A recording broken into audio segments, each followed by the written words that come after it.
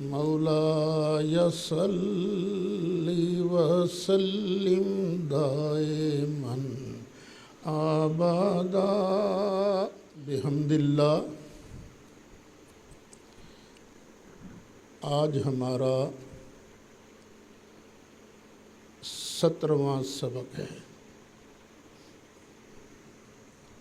16 سبق پہلے گزر چکے ہیں۔ آیت نمبر سورہ بقرہ کی 29 یہ ہم نے شروع کی تھی بیان کرنی، پھر وہ ٹائم ختم ہو گیا۔ اللہ تعالیٰ اپنی توحید کی دعوت دے رہا ہے کہ کائنات میں کسی اور کی عبادت نہیں کرنی، اس کائنات کا واحد پالنہار بھی میں ہوں، مالک بھی میں ہوں، اس لیے لائق عبادت بھی صرف میں ہی ہوں۔ اسی دعوی توحید پر مالک دلائل پیش کرتے ہوئے یہ بھی ارشاد فرماتا ہے، هو الذی خلق لکم ما فی الارض جمیعا، وہی ہے اللہ جس نے زمین میں جو کچھ بھی ہے اسی نے تمہارے فائدے کے لیے، تمہارے نفع کے لیے پیدا کیا ہے۔ جس ذات نے تمہارے لیے زمین کو بچھونا بنایا، تمہارے پینے کے لیے کیا شاندار پانی عطا فرمایا، جس مالک نے یہ تمہارے رہنے کے لیے مکانات بنانے کا تمہیں ڈھنگ سکھایا، تمہارے لیے سبزیاں اگائیں، جانور بنائے، تو سب جہاں تیرے لیے اور تو خدا کے واسطے، عبادت بھی پھر اسی پروردگار کی ہوگی۔ اچھا، یہ جو آیت کریمہ ہے ہمیں ایک اصول بتاتی ہے، ایک قانون بتاتی ہے۔ وہ اصول اور قانون کیا ہے؟ جب اللہ نے فرمایا نا هو الذی خلق لکم ما فی الارض جمیعا، کہ اللہ نے جو کچھ زمین میں ہے سب تمہارے فائدے کے لیے بنایا ہے، تو یہاں سے قانون بنا کہ ہر چیز اصل میں جائز ہے، مباح ہے۔ دیکھیے، جو قرآن شریف مدینہ منورہ سے چھپ کر فری تقسیم ہوتا ہے اس میں بھی یہی لکھا ہے کہ قرآن یہ اشیاء میں اصل کیا ہے؟ اباحت ہے۔ تو اس قانون کو اچھی طرح ذہن نشین کر لیجئے۔ میں اسی قانون کی تائید میں مزید آیتیں بھی تلاوت کروں گا، جس سے یہ واضح ہو جائے گا کہ ہر شے اصل میں جائز ہے۔ منع حرام چیز کب ہوتی ہے؟ جب اللہ تعالیٰ اور اس کا پیارا رسول علیہ السلام ان دونوں میں سے کوئی ایک کسی چیز کے بارے منع فرما دیں، روک دیں، تو وہ چیز حرام ہوتی ہے، وگرنہ ہر چیز جائز ہے، کسی قسم کی کوئی پابندی نہیں۔ یہ قانون آپ کو بڑا فائدہ دے گا۔ خام خواہ کچھ ساتھی جھگڑنا شروع کر دیتے ہیں کہ میلاد شریف کی خوشی کہاں لکھی ہے، 11ویں شریف کہاں لکھا ہے، جنازے کے بعد دعا کہاں لکھی ہے؟ یا درود و سلام اذان کے ساتھ کہاں لکھا ہے؟ تو بڑے آرام سے آپ انہیں جواب دے دیجئے کہ بھائی اللہ نے تو ہر چیز کو جائز رکھا ہے، اگر تمہارے پاس حرمت کی کوئی دلیل ہے تو پیش کر دو، ہم چھوڑ دیں گے۔ جب تمہارے پاس شے کی حرمت کی دلیل کوئی نہیں تو صرف تمہارے کہنے سے شے حرام نہیں ہو جاتی۔ اب ایک اور آیت کریمہ وہ بھی آپ سن لیجئے، 7واں پارہ سورۃ مائدہ آیت نمبر 101۔ اللہ ارشاد فرماتا ہے یا ایھا الذین آمنو، اے ایمان والو، لا تسألوا عن اشیاء، خام خواہ چیزوں کے بارے پوچھتے نہ رہا کرو کہ یہ چیز کیسی ہے، یہ چیز جائز ہے ناجائز ہے، نہ پوچھتے نہ رہا کرو۔ ان تبد لکم تسؤکم، اگر تمہارے پوچھنے پر وہ چیز تم پر ظاہر کر دی گئی پھر تمہیں اچھا نہیں لگے گا، برا لگے گا۔ اس لیے تمہاری عافیت اسی میں ہے کہ خام خواہ سوالات مت کیا کرو۔ وَإِن تَسْأَلُوا عَنْهَا، اور اگر تم سوال کرو گے ان چیزوں کے بارے میں تو پتہ ہے وقت کون سا ہے؟ حین ينزل القرآن، قرآن تو اس وقت اتارا جا رہا ہے نا، قرآن اتارا جا رہا ہے۔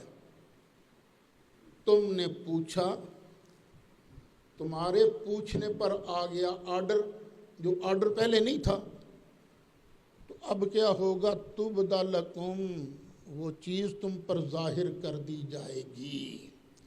جب ظاہر کر دی گئی پھر تو آرڈر آ گیا نا، اب اس کی پابندی کرنی پڑے گی۔ اچھا چلو، جو تم نے پہلے پوچھا تھا عفا اللہ عنہا، اللہ اسے معاف کرتا ہے۔ واللہ غفور حلیم، اور اللہ تعالیٰ بخشنے والا ہے، بڑے حلم والا ہے، بردبار ہے۔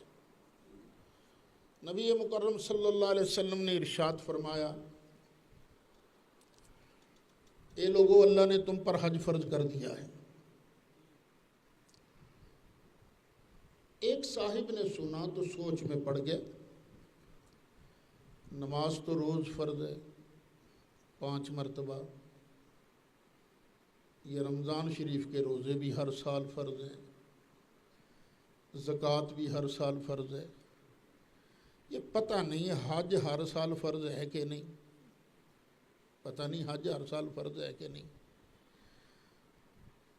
اگر دیکھتے ہیں رمضان کے روزوں کو، سال کی زکوٰۃ کو، روز کی نمازوں کو، تو دل میں آتا ہے کہ حج بھی تو ہر سال ہی فرض ہونا چاہیے نا۔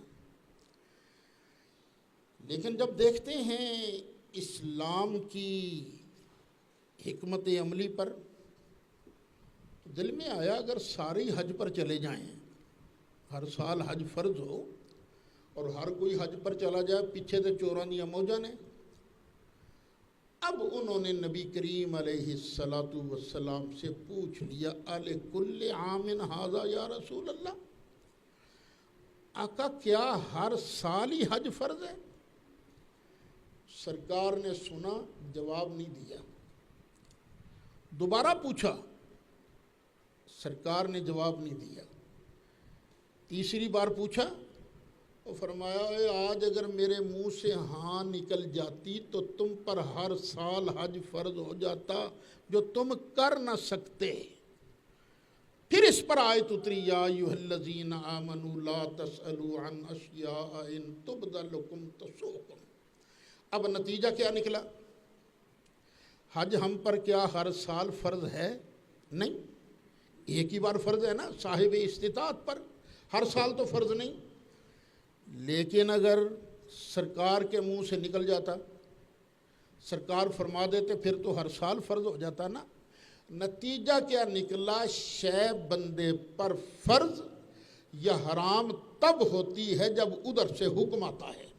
بغیر حکم الہی کے، بغیر نبی کریم علیہ السلام کے فرمان کے، شریعت کے خلاف کبھی کوئی چیز اپنی مرضی سے ہم حرام نہیں کر سکتے، نہ اپنی مرضی سے ہم فرض کر سکتے۔ یہ تفسیر کوئی میں اپنی طرف سے نہیں کر رہا، علماء دیوبند کے جو شیخ الاسلام ہیں انہوں نے مولانا شبیر احمد عثمانی، انہوں نے لکھا ہے یا تو مراد یہ ہے کہ ان اشیاء سے درگزر کی، یعنی جب خدا نے ان کے متعلق کوئی حکم نہ دیا تو انسان ان کے بارے میں آزاد ہے، خدا ایسی چیزوں پر گرفت نہ کرے گا۔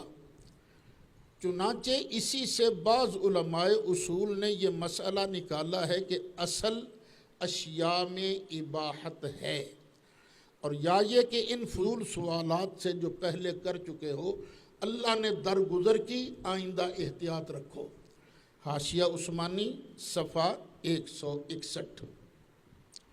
اسی کی تفسیر میں مودودی صاحب لکھتے ہیں کہ نبی صلی اللہ علیہ وسلم سے بعض لوگ عجیب عجیب قسم کے فضول سوالات کیا کرتے تھے جن کی نہ دین کے کسی معاملہ میں ضرورت ہوتی تھی نہ دنیا ہی کے کسی معاملہ میں۔ مثلا ایک صاحب بھرے مجمع میں آپ سے پوچھ بیٹھے کہ میرا اصلی باپ کون ہے۔ پوچھ لیا نا کسی نے میرا اصلی باپ کون ہے، تو سرکار نے یہ تو نہیں کہا کہ میں نے کی پتہ تیرا اصلی پیو کون ہے، نہیں یہ تو نہیں کہا، بلکہ بتایا جو لوگ تجھ پر الزام لگاتے ہیں نا کہ تو حرامی ہے، غلط ہے، تیرا باپ وہی ہے جس کی طرف تو منسوب ہے۔ اچھا پوچھ بیٹھے کہ میرا اصلی باپ کون ہے۔ اسی طرح بعض لوگ احکام شرع میں غیر ضروری پوچھ گچھ کیا کرتے تھے اور خواہ مخواہ پوچھ کر ایسی چیزوں کا تعین کرانا چاہتے تھے جنہیں شارع نے مصلحتاً غیر معین رکھا ہے۔ مثلا قرآن میں مجملاً یہ حکم دیا گیا تھا کہ حج تم پر فرض کیا گیا ہے۔ ایک صاحب نے حکم سنتے ہی نبی صلی اللہ علیہ وسلم سے دریافت کیا کیا ہر سال حج فرض ہے؟ آپ نے کچھ جواب نہ دیا۔ انہوں نے پھر پوچھا، آپ پھر خاموش ہو گئے۔ تیسرے مرتبہ پوچھنے پر آپ نے فرمایا تم پر افسوس ہے، اگر میری زبان سے ہاں نکل جائے تو حج ہر سال فرض قرار پا جائے، پھر تم ہی لوگ اس کی پیروی نہ کر سکو گے اور نافرمانی کرنے لگو گے۔ ایسے ہی لا یعنی اور غیر ضروری سوالات سے اس آیت میں منع کیا گیا ہے۔ نبی صلی اللہ علیہ وسلم خود بھی لوگوں کو کثرت سوال سے اور خواہ مخواہ ہر بات کی کھوج لگانے سے منع فرماتے رہتے تھے۔ یہ کون تفسیر کر رہا ہے؟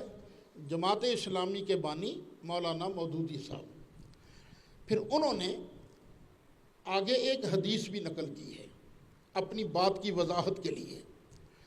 چنانچہ حدیث میں ہے ان اعظم المسلمین فی المسلمین جرما من سأل عن امر لم يحرم فحرم علی الناس من اجل مسئلته۔ مسلمانوں کے حق میں سب سے بڑا مجرم وہ شخص ہے جس نے کسی ایسی چیز کے متعلق سوال چھیڑا جو لوگوں پر حرام نہ کی گئی تھی، اور پھر محض اس کے سوال چھیڑنے کی بدولت وہ چیز ٹھہرائی گئی۔ یعنی نتیجہ کیا نکلا؟ اگر نہ پوچھتا تو وہ چیز حرام نہ بنتی، اور جب پوچھا تو پوچھنے پر، جس کے پوچھنے پر وہ چیز حرام ٹھہرائی گئی، نبی کریم علیہ السلام نے فرمایا مسلمانوں میں سے یہ بہت بڑا مجرم ہے۔ جس چیز کو اللہ رسول نے حرام قرار دیا ہے صرف وہی چیز حرام ہوگی، اور جس چیز کو اللہ رسول نے حرام نہیں کیا وہ چیز کسی مولوی صاحب کے کہنے پر حرام نہیں ہوگی، ناجائز نہیں ہوگی۔ ناجائز وہی چیز ہے جس کو اللہ رسول نے حرام قرار دیا۔ ایک دوسری حدیث میں ہے، اب یہ بھی مودودی صاحب ہی نقل کر رہے ہیں، ایک دوسری حدیث میں ہے ان اللہ فرض فرائض فلا تضيعوها وحرم حرمات فلا تنتهكوها وحد حدودا فلا تعتدوها وسكت عن اشیاء من غیر نسیان فلا تبحثوا عنها۔ اللہ نے کچھ فرائض تم پر عائد کیے ہیں، انہیں ضائع نہ کرو۔ کچھ چیزوں کو حرام کیا ہے، ان کے پاس نہ پھٹکو۔ کچھ حدود مقرر کی ہیں، ان سے تجاوز کیا ہے، ان سے تجاوز نہ کرو۔ اور کچھ چیزوں کے متعلق خاموشی اختیار کی ہے بغیر اس کے کہ اسے بھول لاحق ہوئی، لہٰذا ان کی کھوج نہ لگاؤ۔ اب نبی کریم علیہ السلام کیا ارشاد فرما رہے ہیں؟ وہ اللہ بھولا نہیں ہے۔ جس چیز کو اللہ نے حلال کر دیا وہ حلال، جس کو حرام کر دیا وہ حرام، اور جس کا نام نہیں لیا یہ نہ سمجھنا کہ اللہ کو پتہ نہیں تھا، اللہ بھول گیا ہے۔ اللہ بھولا نہیں ہے، وہ سب تمہارے لیے جائز ہے، سب تمہارے لیے معاف ہے۔ اب وہ نتیجہ نکالتے ہیں، ان دونوں حدیثوں میں ایک اہم حقیقت پر متنبہ کیا گیا ہے کہ جن امور کو شارع نے مجملاً بیان کیا ہے اور ان کی تفصیل نہیں بتائی، یا جو احکام برسبیل اجمال دیے ہیں اور مقدار یا تعداد یا دوسرے تعینات کا ذکر نہیں کیا ہے، ان میں اجمال اور عدم تفصیل کی وجہ یہ نہیں ہے کہ شارع سے بھول ہو گئی ہے، تفصیلات بتانی چاہیے تھیں مگر نہ بتائیں، بلکہ اس کی اصل وجہ یہ ہے کہ شارع ان امور کی تفصیلات کو محدود نہیں کرنا چاہتا اور احکام میں لوگوں کے لیے وسعت رکھنا چاہتا ہے۔ اٹھائیے تفہیم القرآن جلد 1 صفحہ 507 صفحہ 508۔ اب ذرا دوبارہ میری بات سن لیجئے، اللہ بھولا نہیں ہے۔ جس چیز سے اللہ نے سکوت فرمایا ان میں گنجائش ہے، دل کرتا ہے کرو، دل کرتا ہے نہ کرو۔ منع کون سی چیز ہے؟ جس سے اللہ رسول نے منع کر دیا، اور جس سے اللہ رسول نے حلال کر دیا وہ حلال ٹھہری، جس کو حرام ٹھہرایا وہ حرام ٹھہری۔ اب ذرا ٹھنڈے دل سے سوچئے، ہم لوگ نبی مکرم شفیع معظم جان دو عالم صلی اللہ علیہ وسلم کی ولادت باسعادت کی خوشی بڑی دھوم دھام سے مناتے ہیں۔ ہمیں لوگ کہتے ہیں یہ بدعت ہے، یہ ناجائز ہے، یہ حرام ہے، اس کا گناہ ہوگا۔ اسی طرح ہم ایصال ثواب کی محافل بھی منعقد کرتے ہیں، تقریبات منعقد کرتے ہیں ایصال ثواب کی، تو اس پر بھی فتویٰ لگ جاتا ہے اور یہ حرام ہے، یہ بدعت ہے۔ جنازہ ختم ہو جاتا ہے سلام پر، اللہ اکبر سے شروع ہوا، سلام پر جنازہ ختم ہو گیا۔ اب ہمارے یہاں رواج کیا ہے کہ سارے ایصال ثواب کے لیے فاتحہ خوانی کرتے ہیں۔ اس پر بھی بعض لوگ فتویٰ لگا دیتے ہیں وہ یہ بدعت ہے، یہ حرام ہے۔ خود میرے ساتھ مناظرے ہوئے ہیں اس عنوان پر، جنازے کے بعد دعا کے عنوان پر۔ برکت حاصل کرنے کے لیے ہمارے کچھ ساتھی اذان سے پہلے درود شریف پڑھ لیتے ہیں، کچھ ساتھی اذان کے بعد درود شریف پڑھ لیتے ہیں، کچھ ساتھی اذان اور نماز کے درمیان درود شریف پڑھ لیتے ہیں۔ یہ ہم اسے فرض نہیں سمجھتے، ان چیزوں کو واجب نہیں سمجھتے، سنت نہیں سمجھتے، یہ سب جائز ہیں۔ کیوں جائز ہیں؟ اس لیے کہ اللہ تعالیٰ نے اور اس کے پیارے رسول علیہ السلام نے ان چیزوں سے منع نہیں کیا ہے۔ جب اللہ رسول نے منع نہیں کیا ہے تو بھئی آپ کون ہو ہمیں منع کرنے والے؟ بیٹے تھوڑا سا نہ فاصلہ رکھیں، یہ بالکل ساتھ ٹچ نہ ہو، فاصلہ رکھیں۔ تو کسی اور کے کہنے پر یہ چیزیں نہ ناجائز ہوتی ہیں نہ حرام ہوتی ہیں۔ میں دلائل آگے بھی دوں گا، لیکن ایک بات یاد رکھیے، سرکار دو عالم صلی اللہ علیہ وسلم کی تشریف آوری پر خوش ہونا یہ فرض ہے، یہ فرض ہے۔ جو آدمی سرکار دو عالم صلی اللہ علیہ وسلم کی ولادت کی بات سن کر خوش نہیں ہوتا بے ایمان ہے۔ یہ خوش ہونا اندر میں اس کے من میں خوشی کے جذبات پیدا ہوں، یہ بندے پر فرض ہے۔ وہ بدبخت ہے جو اپنے بیٹے کی ولادت کا ذکر سن کر تو خوش ہو، اور اللہ کے محبوب علیہ الصلوۃ والسلام جن کے صدقے ہمیں ایمان کی دولت ملی، ان کی ولادت پر بندہ نہ خوش ہو، کڑے، تو بھئی یہ حرام ہے۔ نہیں، اچھا لیکن فرض ہم پر کیا ہے؟ بس خوشی کا اظہار کرنا۔ اب اللہ تعالیٰ نے اتنا فرمایا، قُلْ بِفَضْلِ اللَّهِ وَبِرَحْمَتِهِ فَبِذَلِكَ فَلْيَفْرَحُوا، خوش ہو جاؤ۔ اب یہ نہیں بتایا خوش کیسے ہونا ہے، خوشی کا اظہار کیسے کرنا ہے۔ خوش ہونا تو فرض ہے، لیکن آگے جس طرح جی چاہے وہ خوشی کا اظہار کر دے، وہ اظہار کرنے کا طریقہ جائز ہوگا۔ جائز ہوگا۔ اصل چیز کیا ہے کہ بندہ اندر سے خوش ہو۔ اللہ تعالیٰ نے نبی کریم علیہ الصلوۃ والسلام پر درود و سلام کا حکم دیا ہے، یا ایہا الذین آمنوا صلوا علیہ وسلموا تسلیما۔ اور نماز کے آگے پیچھے ہم نے درود و سلام پڑھنا کب ہے، کس وقت پڑھنا ہے، یہ اللہ نے نہیں بیان کیا، مطلقاً بیان فرمایا۔ تو نتیجہ کیا نکلا کہ جب جی چاہے پڑھ لو، جب بھی درود شریف پڑھو ٹھیک ہے، جب بھی سلام پڑھو ٹھیک ہے، عرض کرو صلاۃ و سلام۔ یہ اوقات جو ہیں یہ فرض نہیں، یہ واجب نہیں۔ ہاں کچھ اوقات ہیں جو سرکار نے فرمایا میرا نام آئے تو مجھ پر درود شریف پڑھا کرو۔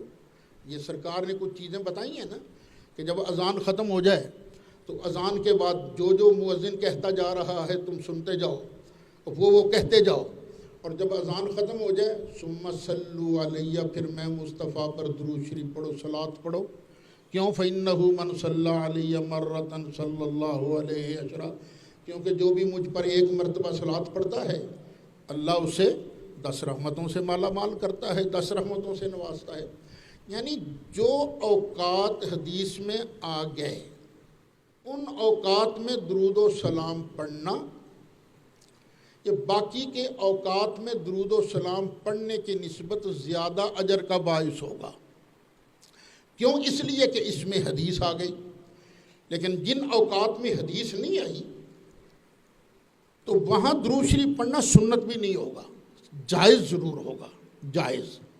اچھا ایک بات یہ بھی ذہن میں رہے کہ ہر چیز کو آپ نے اپنی حد پر رکھنا ہے۔ جو حرام ہے اس کو حلال نہیں کہنا۔ اللہ نے مردار حرام کیا ہے، اس کو حلال نہیں کہنا۔ اسی طرح جو چیز صرف جائز اور مباح ہے اس کو آپ نے فرض بھی نہیں کہنا۔ جو چیز صرف جائز ہے، سنت نہیں، اس کو سنت نہیں کہنا، اس کو صرف جائز کہنا ہے۔ یہ بات یاد رکھیے، ہم ہیں اہل سنت و جماعت، اہل جواز نہیں ہیں۔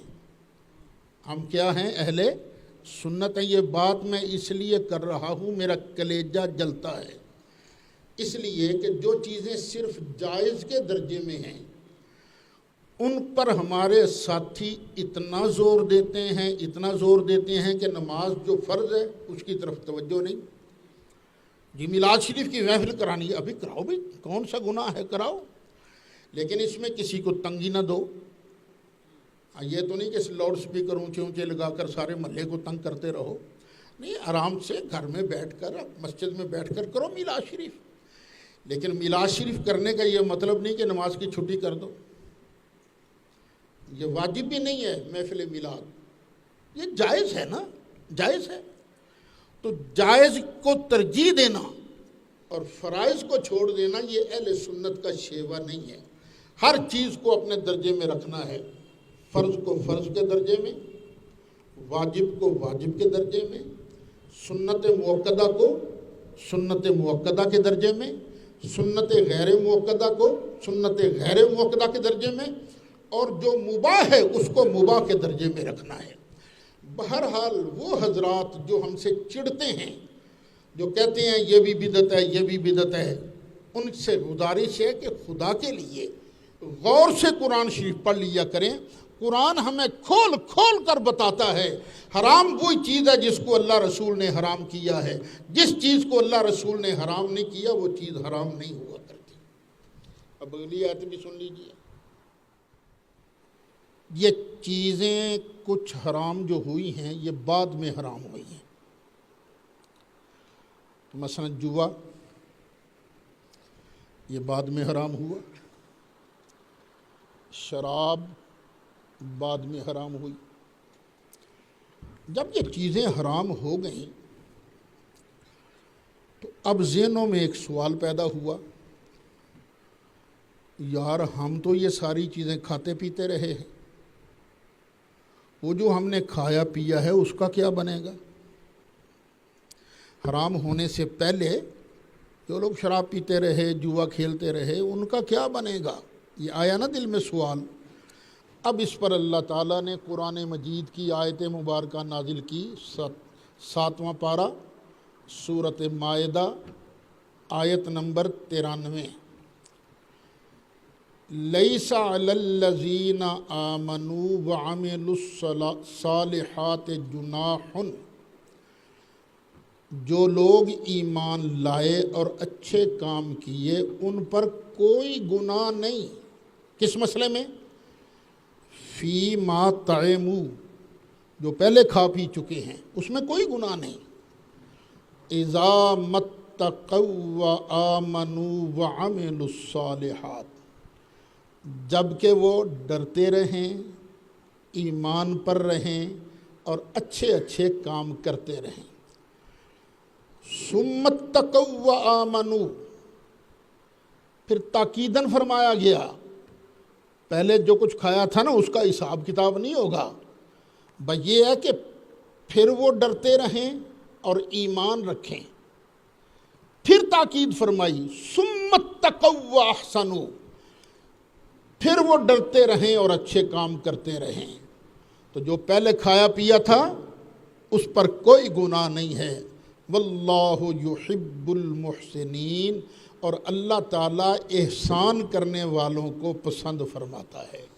اس آیت سے بھی کیا معلوم ہوا کہ چیز حرام اس وقت ہوتی ہے جب اللہ رسول کا آرڈر آ جائے۔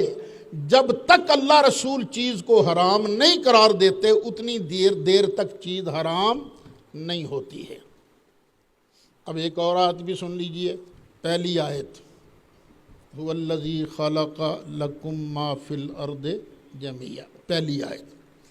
دوسری یا ایھا الذین آمنوا لا تسألوا عن اشیاء ان تبد لکم تسؤکم، اور تیسری آیت یہ لیس علی الذین آمنوا وعملوا الصالحات جناح فیما طعموا۔ اب چوتھی آیت، حضرت سیدنا عبداللہ بن عباس رضی اللہ عنہما فرماتے ہیں کہ کچھ لوگوں کو، کچھ چیزوں کو ہم لوگ کھا لیا کرتے تھے اور کچھ چیزوں کو گندا سمجھ کر نہ چھوڑ دیا کرتے تھے۔ اب نبی کریم علیہ السلام سے پوچھا گیا آقا ہم نے کھانی کون سی چیزیں ہیں اور چھوڑنی کون سی چیزیں ہیں؟ تو بھئی 8واں پارہ سورہ انعام آیت نمبر 145۔ جب صحابہ کرام نے پوچھا نا سرکار سے آقا کون کون سی چیزیں ہم نے کھانی ہیں کون سی نہیں کھانی، اللہ نے اصول ظاہر کر دیا۔ قُلْ لَا أَجِدُ فِي مَا أُوحِيَ إِلَيَّ مُحَرَّمًا، فرما دیجئے جو مجھ پر وحی کی گئی ہے نا اس میں حرام نہیں پاتا، عَلَىٰ طَاعِمٍ يَطْعَمُهُ، کسی کھانے والے کو اس چیز کا کھانا حرام نہیں سمجھتا، الا مگر ان یکون میتتن کہ وہ مردار ہو۔ اللہ نے حرام چیزوں کی جو لسٹ دی ہے نا مجھے، اس میں مردار کا ذکر ہے، او دمم مسفوحا یا بہتا خون، او لحم خنزیر یا سور کا گوشت، فَإِنَّهُ رِجْسٌ وَفِسْقٌ أَوْ فِسْقٌ، کیونکہ یہ نجاست ہے، یہ بلکہ نافرمانی ہے، بے حکمی ہے۔ أُحِلَّ لِغَيْرِ اللَّهِ بِهِ، وہ جانور جس کو اللہ کے نام کے علاوہ کسی اور کے نام پر ذبح کیا گیا ہو۔ یہ اللہ فرماتا، نبی پاک علیہ السلام سے اللہ نے کہا محبوب اعلان کر، جو مجھ پر حرام چیزیں کی گئی ہیں ان کی ایک لسٹ مجھے دی گئی ہے، اس لسٹ میں غیر اللہ کے نام پر ذبح کیا ہوا جانور اس کا نام ہے، سور کے گوشت کا نام ہے، اس لسٹ کے اندر مردار کا نام ہے، بہتے خون کا نام ہے، اور بھی چیزیں ہیں جو سرکار نے فرمائی، یہ گدھا حرام ہے، یہ فلانی چیز حرام ہے، جو شکاری درندے ہیں، شکاری پرندے ہیں، یہ حرام ہیں۔ تو جو چیز حرام چیزوں کی لسٹ میں آ گئی وہ حرام، اور جو چیز اس لسٹ میں نہیں آئی وہ ساری کی ساری تمہارے لیے جائز ہیں۔ اب اس اصول کو آپ نے رکھنا ہے یاد۔ آپ کو کوئی کہے 11ویں حرام، تو بڑے آرام سے آپ کہہ دیجئے کہ بھائی صاحب اللہ تعالیٰ نے حرام چیزوں کی ایک لسٹ تو دی ہے نا ہمیں، اس لسٹ میں 11ویں کا نام دے دیجئے، ہم چھوڑ دیں گے۔ اور تم میلاد مناتے ہو، میلاد کرتے ہو، یہ حرام ہے۔ بڑے آرام سے پوچھ لیجئے بھائی جان، اللہ تعالیٰ نے ہمیں حرام چیزوں کی ایک لسٹ دی ہے، کیا اس میں اس چیز کا نام ہے؟ وہ کہیں او تم درود و سلام پڑھتے ہو، اذان سے پہلے درود و سلام پڑھتے ہو، تو آپ کہہ دیجئے بڑے آرام، ہر جگہ تو نہیں پڑھا جاتا لیکن کہیں یہی پڑھا جاتا ہے۔ اب بڑے آرام سے پوچھ لیجئے بھائی صاحب، یہ اللہ رسول نے جو حرام چیزوں کی لسٹ دی ہے کیا اس میں اس چیز کا نام ہے؟ جنازے کے بعد ایصال ثواب کے لیے دعا مانگی جاتی ہے، فرض نہیں سمجھتے ہم، واجب نہیں سمجھتے ہم، سنت مؤکدہ نہیں سمجھتے، اس کو جائز سمجھتے ہیں، مستحب سمجھتے ہیں، بس اللہ اللہ اور خیر صلی اللہ۔ لیکن اگر کوئی ضد کرے کہ جی بسم اللہ آپ حرام چیزوں کی لسٹ میں ان چیزوں کا نام دے دیں، ہم اللہ کی قسمیں چھوڑ دیں گے۔ آپ نے کئی بار میری زبان سے سنا ہے کہ میں کیوں یہ دعوت لیے پھرتا ہوں کہ بھائیو نہ لڑیں، ہم آؤ بیٹھیں ٹیبل پر، ہم سب سے پہلے شرک کی متفق علیہ تعریف کرتے ہیں، پھر بدعت کی متفق علیہ تعریف کرتے ہیں، پھر آپ کی ڈیوٹی شروع ہو جائے گی، اس تعریف کے مطابق شرک دکھانا آپ کا کام ہے، چھوڑنا ہمارا کام ہے۔ اسی طرح بدعت کے معاملہ میں بدعت کی ایک متفق علیہ ڈیفینیشن کر لیجئے، اس کے بعد دکھانا آپ کا کام ہے، چھوڑنا ہمارا کام ہے۔ اور میں یہ آپ کو بتا دوں، جو معتدل علماء ہیں دیوبندیوں میں، وہ ہمیں مشرک نہیں کہتے، مشرک نہیں کہتے۔ میری خود بات ہوئی تھی مشرف کے دور میں مولانا مفتی محمد رفیع عثمانی صاحب سے، دارالعلوم کراچی کے صدر ہیں، مفتی شفیع صاحب کے فرزند ہیں۔ تو مجھے کہنے لگے، میں نے یہی اپنا فارمولہ دیا نا ان کو، تو مجھے کہنے لگے آپ کے عقائد پر تو ہمیں کوئی اعتراض نہیں، آپ کے معمولات پر ہمیں ہے اعتراض۔ تو معمولات بھی الحمدللہ ہمارے بالکل کتاب و سنت کے مطابق ہیں، مخالف نہیں ہیں۔ جو چیز جائز ہے ہم اس کو جائز کے درجے میں رکھتے ہیں، اور ہے ساری غلط فہمی۔ یہ ہمارے ساتھ بیٹھتے نہیں، یہ ساتھی ہمارے پاس بیٹھنے سے ڈرتے ہیں۔ یہاں بھی کسی کو کہہ دو نا چلو یار شیخ کالونی چلنا ہے، انہیں نہیں یار تو کو اور جگہ نظر نہیں آتی، بیٹھنے سے ڈرتے ہیں، اس لیے کہ میں تو ونڈ کر دیتا ہوں نا ہر چیز کو۔ وہ میں نے آپ کو سنائی بھی تھی بات، کئی بار سنائی ہے، جلسوں میں بھی میں نے سنائی ہے۔ وہ بنی تھی ملی یکجہتی کونسل، اس میں سارے ہی مسالک کے نمائندہ تھے۔ قائد ملت اسلامیہ حضرت مولانا شاہ احمد نورانی صدیقی رحمۃ اللہ علیہ وہ چیئر کر رہے تھے، صدر تھے وہ، میں بھی اس کے مرکز کا ممبر تھا۔ اب تو خیر ہم نے سب کچھ چھوڑ چھاڑ دیا ہے۔ تو ایک مرتبہ کوئٹہ میں میٹنگ آئی، میں اور میرے داماد ہیں مولانا غلام مصطفیٰ شاکر، اللہ ان کی حفاظت فرمائے، سلامت رکھے، میرے جتنے عزیز ہیں سب کو سلامت رکھے، وہ اور میں گئے میٹنگ اٹینڈ کرنے کے لیے۔ ہوٹل کی لابی کے اندر میں جا رہا تھا، وہ بھی ساتھ تھے۔ آگے سے میزبان آ گئے، میاں اجمل قادری صاحب، لاہور والے، بڑے مشہور دیوبندی عالم ہیں۔ وہ میزبان تھے نا ہوٹل میں ہماری دعوت کے، تو خیر الیک سلیک ہوئی ان سے۔ میں نے پوچھا ماشاءاللہ آج پھر میاں صاحب خوب جیب ڈیلی ہوگی؟ ذرا عادت نا میری ہنسی مزاج چلتا رہتا ہے۔ تو فٹ کہنے لگے بس جی یہ لنگر قادریہ ہے۔ میں نے کہا ہیں لنگر قادری؟ بے شک لنگر قادریہ ہے۔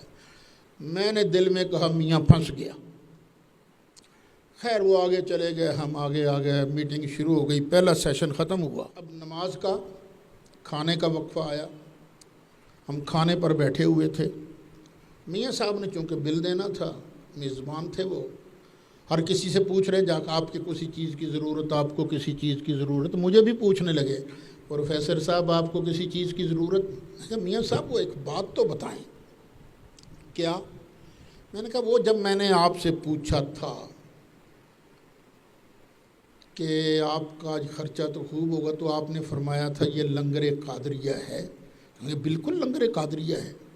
میں نے کہا جی اس کا مطلب میں یہ سمجھا ہوں کہ آپ کی آج منشا یہ ہے کہ ہمیں کھلا کر جو آپ کو ثواب ملے گا وہ آپ سارے کا سارا حضور غوث اعظم کی بارگاہ میں نذرانہ پیش کریں گے؟ کہنے لگے بالکل یہی مطلب ہے۔ تو میں نے آگے سے کہا میاں صاحب ہم اس کو 11ویں شریف کہتے ہیں، آج ہم آپ کے ہاتھوں سے 11ویں شریف کھا رہے ہیں۔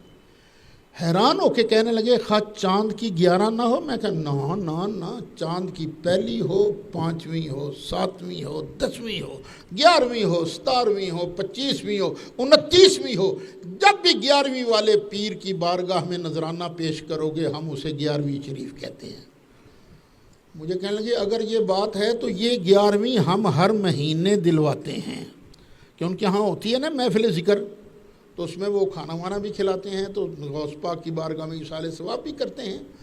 تو بھئی جھگڑے وگڑے صرف ان مولویوں نے پیدا کیے ہیں جن کی روٹی بنتی ہے لڑائی کرانے سے۔ میں کہتا ہوں لڑانے والے مت بنو، جوڑنے والے بنو، توڑنے والے مت بنو۔ جب قرآن صاف صاف کہہ رہا ہے کہ چیز وہی حرام ہے جس کو اللہ رسول نے حرام کیا، تو بھئی پھر آپ اتنی جرات تو نہ کریں نا کہ آپ خام خواہ چیزوں کو حرام کہنا شروع کر دیں۔ حضرت سیدنا عبداللہ بن عباس رضی اللہ عنہ، آپ نے یہ جو حدیث بیان کی نا، جو میں نے پس منظر بیان کیا، پھر آپ نے ہی اس آیت کو بیان کیا تھا کلا آجدو۔ اس پر ایک دیوبندی عالم ہیں خلیل احمد صاحب سہارنپوری امبیٹوی،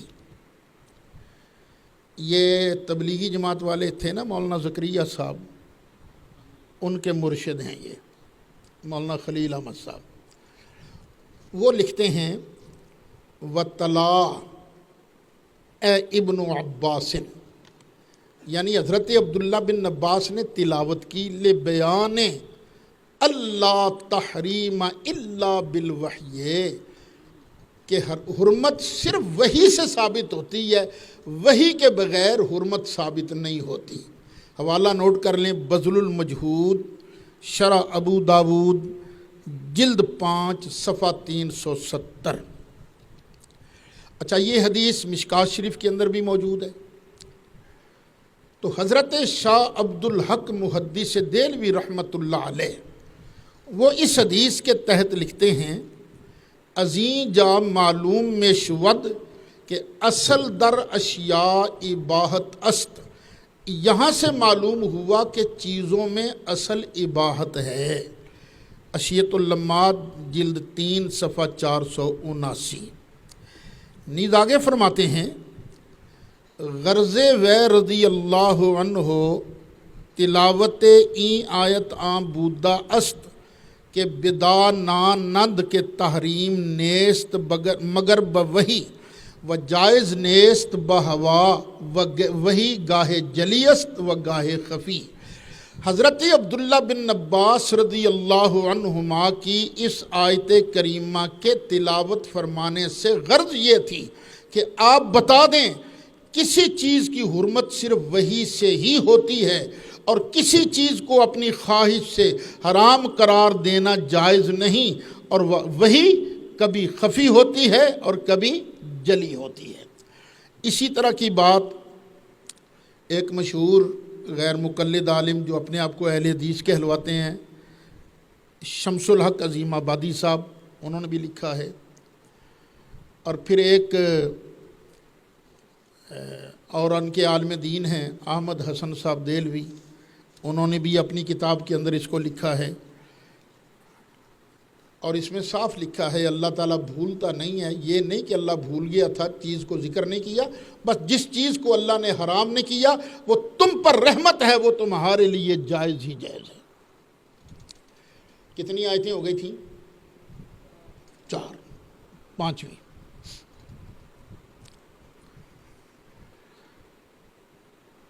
کچھ لوگوں نے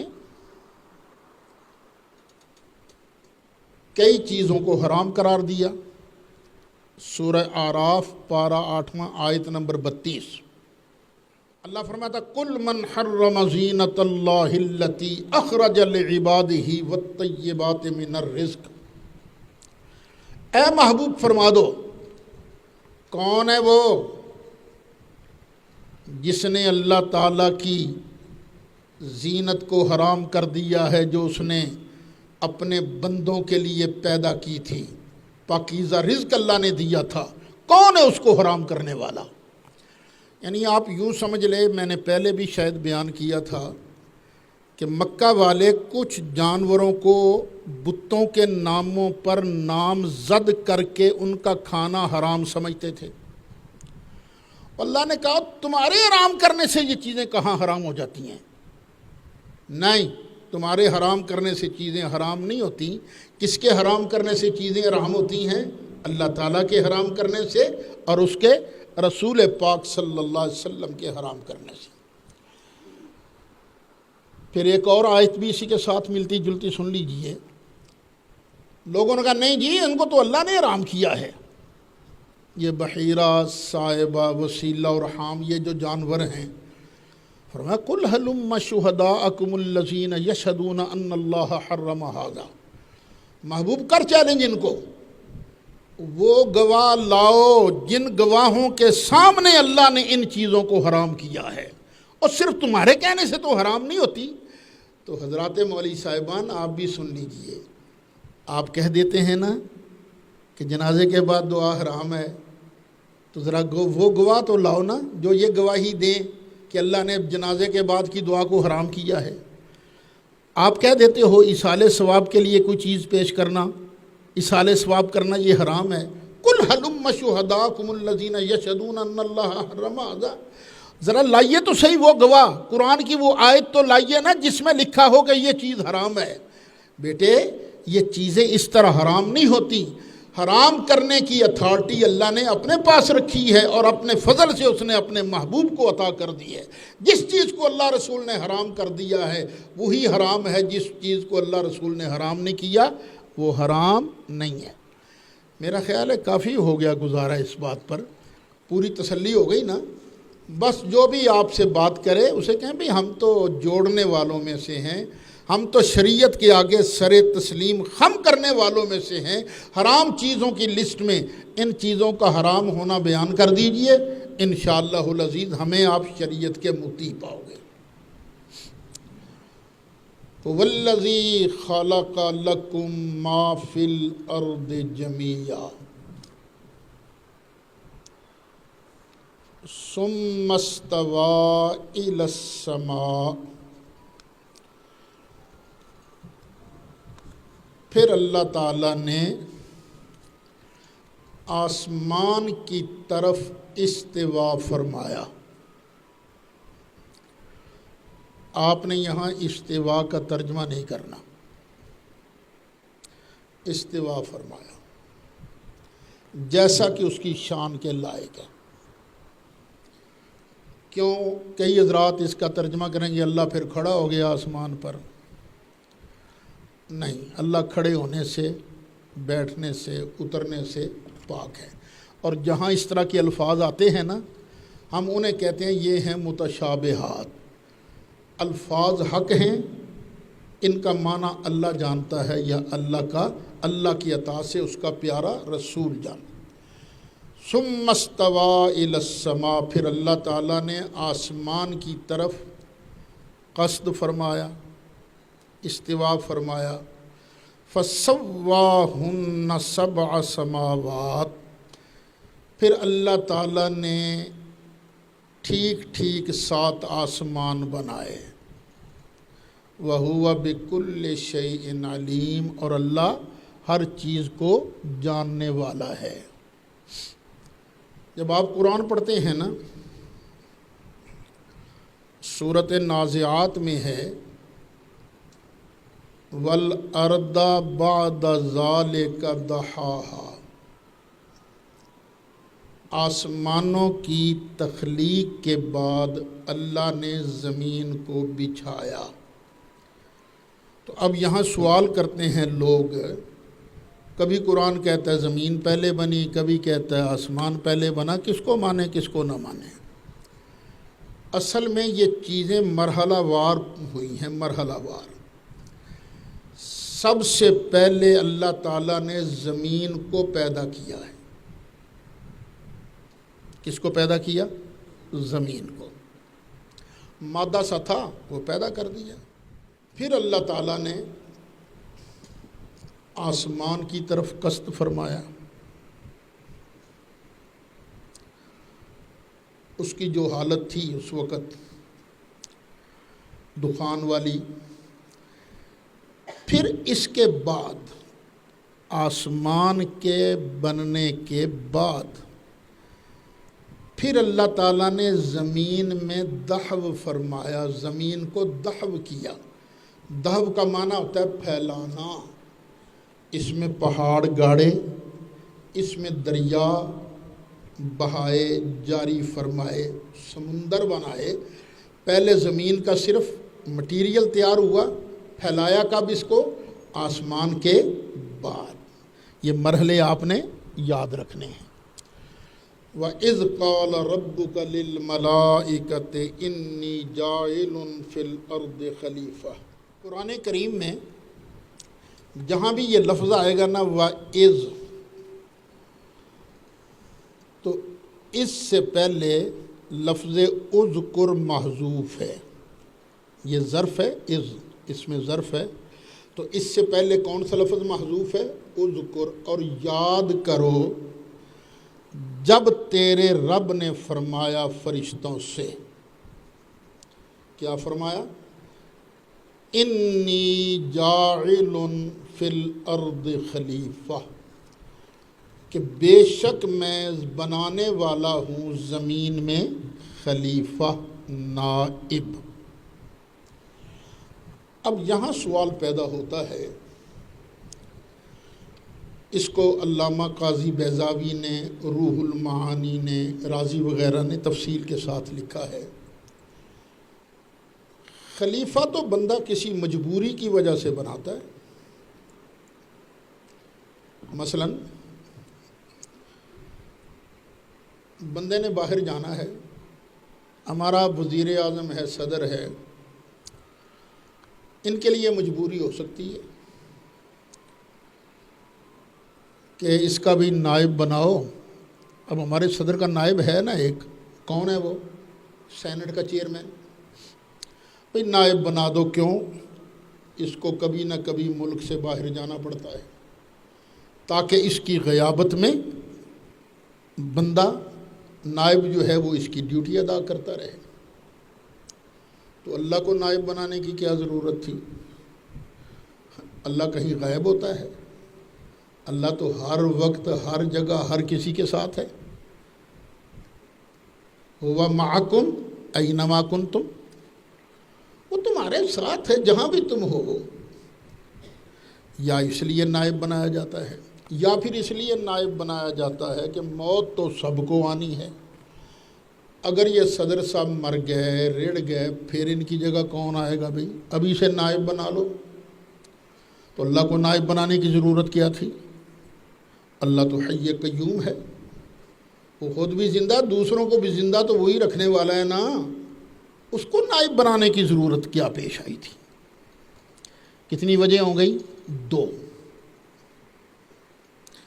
تیسری وجہ، کام کا بوجھ بہت زیادہ ہے، اکیلا بندہ سارے کام کر نہیں سکتا، چلو اب نائب بنا لو۔ جس طرح پرائم منسٹر ہے، سارے کام اکیلا کر نہیں سکتا، تو اس نے 50 کے قریب اپنے نائب بنائے ہوئے ہیں۔ یہ وزارت خارجہ یہ چلائے گا، داخلہ یہ چلائے گا، وزارت صنعت یہ چلائے گا، وہ بنائے ہوئے ہیں نا اس نے نائب۔ تو اللہ نے کیوں نائب بنایا جی اپنا؟ کہ اللہ سارے کام خود نہیں کر سکتا؟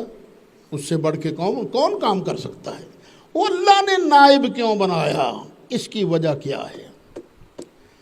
اب سنیے ذرا دھیان سے، اللہ نے اپنی مجبوری کے لیے نائب نہیں بنایا، ہماری مجبوری کے لیے نائب بنایا ہے، ہماری مجبوری کے لیے، اس لیے کہ وہ ہے غایت تقدس میں،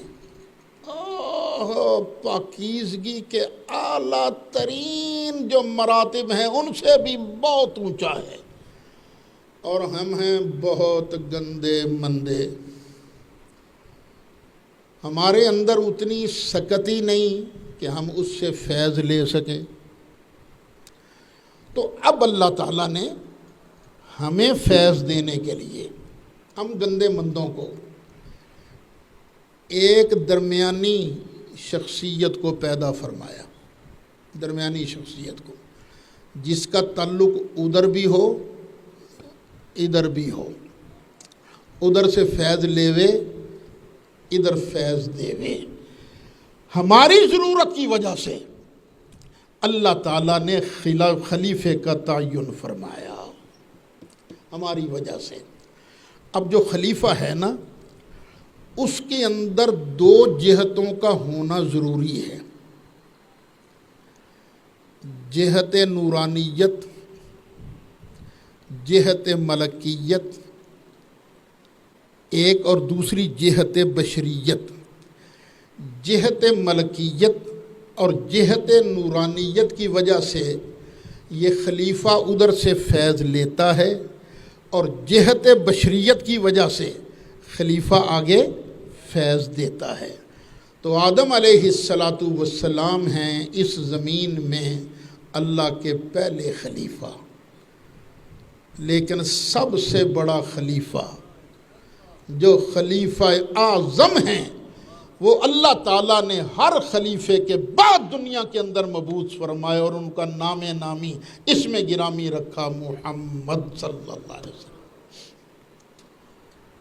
یہ وہ سن 6 جنوری سن 1986 میں کمبو شریف میں مناظرہ تھا میرا، حضرت اشرف العلماء رحمۃ اللہ علیہ وہ بھی تشریف فرما تھے، حضرت مولانا محمد شریف صاحب رضوی وہ بھی تشریف فرما تھے، اور دیوبندیوں کی طرف سے یہ یوسف رحمانی صاحب وہ تھے، ماسٹر امین اوکاڑوی صاحب وہ تھے، اور ادھر سے ڈاکٹر خالد محمود سیال کوٹی وہ تھے، یعنی پورے دونوں گروپ جو تھے نا دیوبندیوں کے وہ سارے جمع تھے، کریم تھی دیوبندیوں کی، ادھر سے ہم خدمت کرنے والے تھے۔ میں نے پہلی دلیل یہ پیش کی، پہلی دلیل یہ پیش کی، اور سرکار ہیں خلیفہ اعظم، سرکار اللہ تعالیٰ کے سب سے بڑے خلیفہ ہیں، اور نبی ہے ہی وہ جس کی 2 جہتیں ہوں، ایک جہت نورانیت والی، دوسری جہت بشریت والی، ادھر سے فیض لیتے ہیں اور ادھر فیض دیتے ہیں۔ اللہ تعالیٰ نے جب ارشاد فرمایا نا میں بھی خلیفہ بنانے والا ہوں، قالوا، فرشتے بولے، اتجعل فیہا من یفسد فیہا، کیا یا اللہ آپ بناؤ گے زمین میں اس کو خلیفہ جو زمین میں فساد کرے گا، وَيَسْفِكُ الدِّمَاءَ اور بہائے گا خون کو؟ یا اللہ اگر تو نے خلیفہ اس لیے بنانا ہے کہ تیری عبادت ہو، تیری ریاضت ہو، تیری تسبیحیں ہوں، تو پھر وَنَحْنُ نُسَبِّحُ بِحَمْدِكَ وَنُقَدِّسُ لَكَ، تو مالک ہم تیری تسبیح کرتے ہیں تیری حمد کے ساتھ اور تیری پاکی بیان فرماتے ہیں۔ یا اللہ یہ خلیفے کی نسل نے ہمارے مقابلے میں کیا تیری تسبیحیں پڑھنی ہیں؟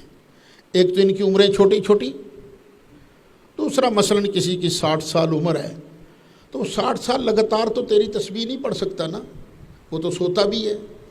ایک آدمی اوسطاً 8 گھنٹے سوتا ہے، تو 60 سال عمر ہوئی تو 20 سال تو سوتے میں اس نے گزار دیے نا، اور باقی رہ گئی عمر 40 سال۔ اور باقی جو عمر ہے وہ بھی یہ نہیں کہ پیدا ہوتے ہی اس نے عبادت کرنی شروع کر، وہ ہوش میں آتے آتے 7-8 سال ادھر گزر گئے۔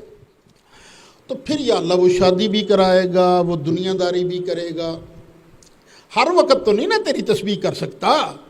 تو یا اللہ وَنَحْنُ نُسَبِّحُ بِحَمْدِكَ وَنُقَدِّسُ لَكَ، اللہ نے فرمایا بات سنو، قَالَ إِنِّي أَعْلَمُ مَا لَا تَعْلَمُونَ، جو میں جانتا ہوں نا وہ تم نہیں جانتے۔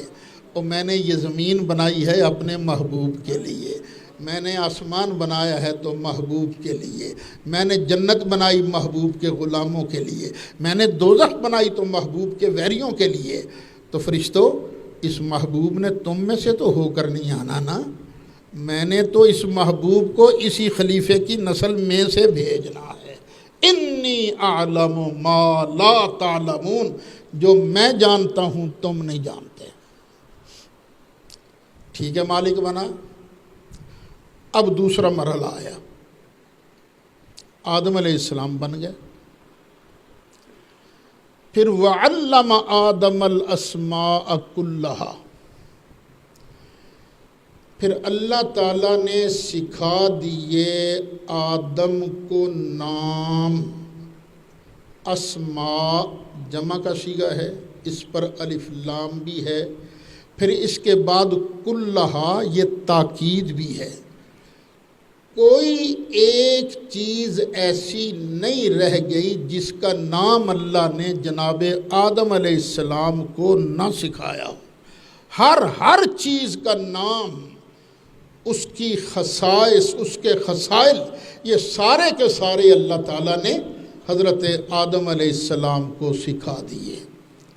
آدم علیہ السلام کو اللہ تعالیٰ نے ہر چیز کا نام سکھایا تھا، تو محبوب علیہ السلام کو کیا سکھایا؟ وَعَلَّمَكَ مَا لَمْ تَكُنْ تَعْلَمْ، محبوبہ تو جو بھی نہیں جانتا تھا نا اللہ نے سب کو سکھا دیا ہے۔ وَكَانَ فَضْلُ اللَّهِ عَلَيْكَ عَظِيمًا، اور یہ تجھ پر اللہ کا بہت بڑا فضل ہے۔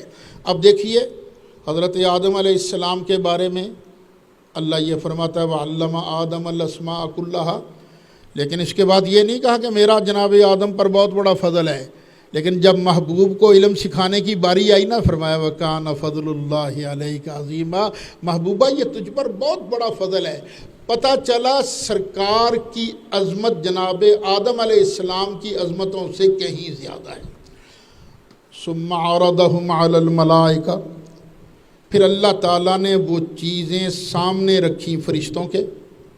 وَقَالَ أَنبِئُونِي بِأَسْمَاءِ هَؤُلَاءِ، اور فرشتوں ذرا ان چیزوں کے نام تو بتاؤ، ان چیزوں کے نام کیا ہیں؟ ان کنتم صادقین، اگر تم سچے ہو، تمہارا دعوت ہے نا کہ ہم اس سے بہتر خلافت کی صلاحیت رکھتے ہیں، تو ذرا بتاؤ نا ان چیزوں کے نام کیا ہیں۔ قالوا سبحانک لا علم لنا، انہوں نے کہا یا اللہ تجھے پاکی ہے، تیرے اندر کمی کوئی نہیں، ہمیں تو ان چیزوں کا علم ہی نہیں ہے نا، یہ جو نام ہے تو مجھ سے ہم سے پوچھ رہے، ہمیں تو ان کا علم نہیں۔ الا ما علمتنا، ہاں یا اللہ ہمیں تو صرف اتنا پتہ ہے جتنا تو نے سکھایا ہے۔ انک انت العلیم الحکیم، بے شک تو علم والا ہے، حکمتوں والا ہے۔ یعنی قرآن کی روح سے یہ پتہ چلا کہ فرشتوں نے چیزوں کے نام بتانے سے عذر کیا تھا، یا اللہ چونکہ ہمیں علم ہی نہیں، تو خبر تو وہی دیتا ہے نا جس کے پاس علم ہو، ہمیں چونکہ علم نہیں اس لیے ہم خبریں نہیں دے سکتے۔ تو آدم علیہ آگے آئے گا، آدم علیہ السلام نے پھر خبریں دیں، کیوں؟ ان کے پاس علم تھا۔ باقی انشاءاللہ گفتگو آگے کریں گے۔ مولا یصلی و